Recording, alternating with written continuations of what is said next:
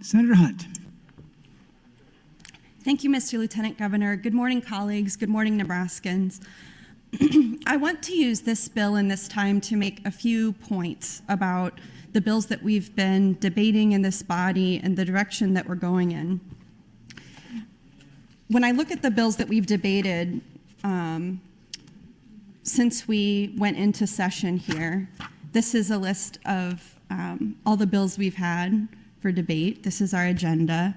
We talk about we don't want to hurt our fireworks stands. This is going to be really good for economic development because right now we're hurting our fireworks stands.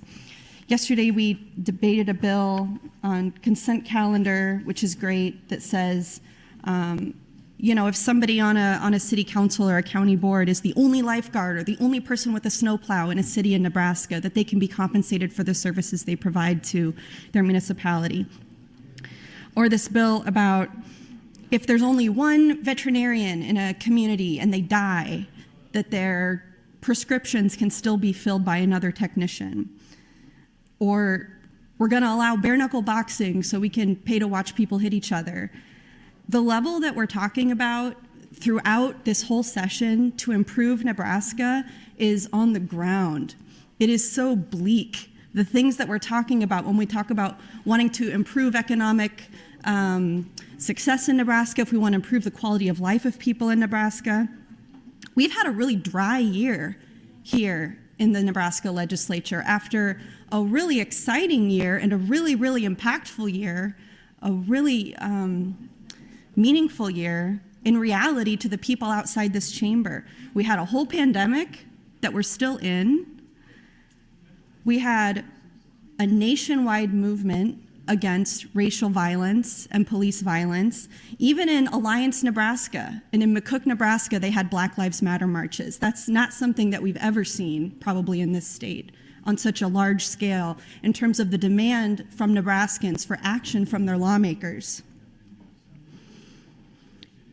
And people are being cute and silly about this fireworks issue, even though it causes quantifiable damages to property, and that's why the insurance industry is concerned about it, even though it causes injury and death for kids, for people. And in drought years in Nebraska, we regularly and rightly hear from the rural senators about the consequences of that, yet here we are bolstering our statutes to provide for more fireworks and more powerful fireworks and greater fireworks, which are direct threats to ag property in dry years. But it's a tradition of explosions and power and fireworks, and for whatever reason, it's related to notions of freedom and independence.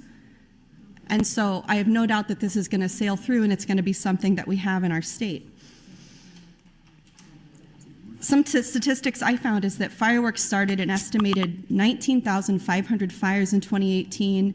In 2018, U.S. hospital emergency rooms treated an estimated 9,100 people for fireworks-related injuries. Children younger than 15 accounted for more than 1/3 of the injuries. And I don't know if I care that we have fireworks. I'm bored by this bill, like I'm bored by so many other bills that we've debated so far this year, when the people of Nebraska are asking us for more action, for more creativity, for more courage, for more imagination in the kind of legislation we're working on. So I don't know if I care about this bill. That's not the question. But the question I have is, do we have consistency in this body to support people who suffer and are vulnerable in our state? No, we're passing a bill that will definitely lead to more suffering, that will definitely lead to more danger and injury. Is it people's freedom to injure themselves and light off fireworks that cause injury? I guess so. A lot of you talk about your constituents traveling to Missouri to get fireworks. Well, a lot of your constituents are also traveling to Colorado to get cannabis. But we're not having a serious conversation about the economic benefits of cannabis. No, we're talking about saving our economy by making sure fireworks stands stay in business for like a few days in July. I don't blame the introducers of these bills. This is on all of us for failing to think bigger about how we can grow Nebraska and how we can improve the quality of life of people here who are suffering and who do tell us this. And it's a failure of imagination and courage. People tell us they want LGBTQ equality. They want to raise the tipped minimum wage. They want to end the death penalty. They want medical cannabis. You know, passing medical cannabis in Nebraska, I joke, it would finally bring Nebraska into 1996. That's time, Senator. Thank you. Thanks, Senator Hunt.